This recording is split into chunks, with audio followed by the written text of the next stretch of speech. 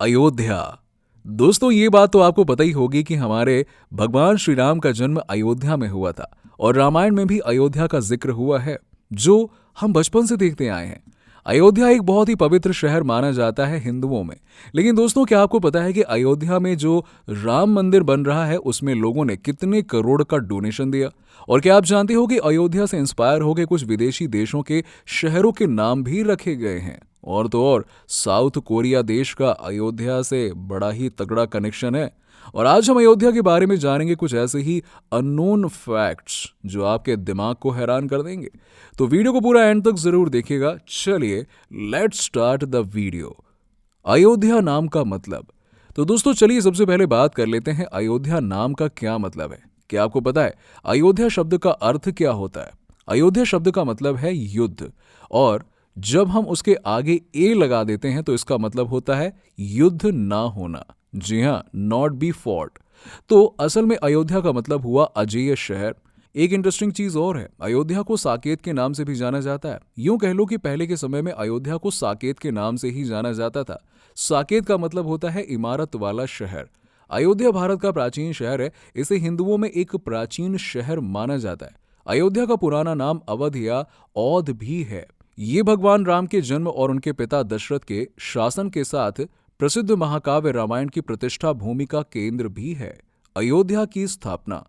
ये पवित्र सरयू नदी के प्रति स्थित नगर की रामायण के अनुसार विवस्वन यानी कि सूर्य के पुत्र वैवस्वत मनु महाराज द्वारा स्थापित की गई नगरी है। हिंदुओं के मंदिरों के अलावा अयोध्या जैन मंदिरों के लिए भी खासा लोकप्रिय है। ये एक प्राचीन शहर है और भारत के पूजनीय शहरों में से एक है। अब ऐसा कहा जाता है कि देवताओं ने खुद इस शहर की रचना की थी। राम मंदिर। 30 साल पहले राम मंदिर को डिजाइन करने वाले आर्किटेक्ट चंद्रकांत सोमपुरा के पुत्र आशीष सोमपुरा के अकॉर्डिंग राम मंदिर भारत में बनने वाला सबसे बड़ा मंदिर बनने के लिए तैयार है। इसकी ऊंचाई करीबन 161 फुट होगी, जबकि ढांचे का क्षेत्रफल 28,000 वर्ग फुट होगा। अयोध्या के नाम पर शहर। अयोध्या एक पवित्र शहर क्यों है, ये सब तो हमें समझ आता ही आता है और बचपन से ही हम भारतीयों को इसके बारे में बताया जाता है। मगर दोस्तों, आपको ये सुनकर कैसा लगेगा जब मैं कहूंगा कि सिर्फ भारत में ही नहीं बल्कि भारत के बाहर भी अयोध्या का बोलबाला है? जी हाँ। और दोस्तों, ये जानकर आपको बहुत हैरानी होगी कि इंडोनेशिया में एक शहर है जिसका नाम है योग्यकर्ता। जी हाँ। अब यहाँ योग्यकर्ता अंतर्राष्ट्रीय हवाई अड्डा भी स्थित है। और थाईलैंड में एक शहर है जिसका नाम है अयुथाया। इन दो ही शहरों के नाम अयोध्या के नाम पर रखे गए हैं। अब आप हमें कमेंट करके बताइए कि क्या आप इसके बारे में जानते थे? प्रचारकों के लिए महत्वपूर्ण केंद्र। क्योंकि अयोध्या एक बहुत ही फेमस जगह थी, इसीलिए अयोध्या हमेशा ट्रैवलर से भरी रहती थी। बहुत से लोग यहाँ पर घूमने आते थे या दर्शन करने के लिए आते थे। और अयोध्या प्रचारकों के लिए बहुत ही महत्वपूर्ण जगह बन गई। और तो और, वो लोग यहाँ बहुत ज्यादा आया करते थे। उन प्रचारकों में से गौतम बुद्ध और महावीर जैसे प्रचारक भी शामिल थे। शहर की पुनः स्थापना। दोस्तों, रॉबर्ट मोंटगोमरी मार्टिन ने 1838 में अयोध्या की पहली मौखिक परंपरा दर्ज की, जिसमें उन्होंने ये बताया कि राम की जो आखिरी वंशज थे, जिनका नाम बृहदबाला था, उनकी मृत्यु के बाद शहर वीरान हो गया था। और बहुत समय तक वीरान शहर रहने के बाद उज्जैन के राजा विक्रम इसकी खोज में आए और इसे फिर से स्थापित किया।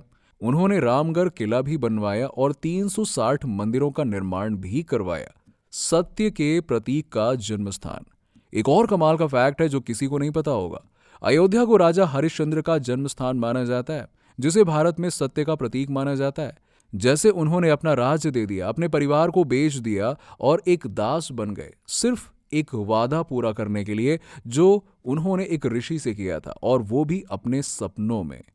राम जन्मभूमि बाबरी मस्जिद विवाद। अयोध्या में लैंड के एक पार्ट पर यानी कि प्लॉट पर भारत के सबसे लंबे कानूनी विवादों में से एक है, जहां 1992 में राइट विंग हिंदू कम्युनिटी के एक गुट ने बाबरी मस्जिद, जिसे कार सेवक कहा जाता था, उसको गिरा दिया था। हिंदुओं और मुसलमानों के अलावा बौद्ध और जैन के लोगों ने भी दावा किया कि उनके मंदिर उस जगह पर मौजूद थे। 6 दिसंबर 1992 को बाबरी मस्जिद के विध्वंस के बाद इस दिन को कई मुस्लिम समुदायों और 6 वाम दलों CPIM, CPI, RSP, AIFB, CPI, ML और एसयूसीआई द्वारा ब्लैक डे के रूप में मनाया जाता है। अयोध्या के साथ दक्षिण कोरिया का जेनेटिकल कनेक्शन है।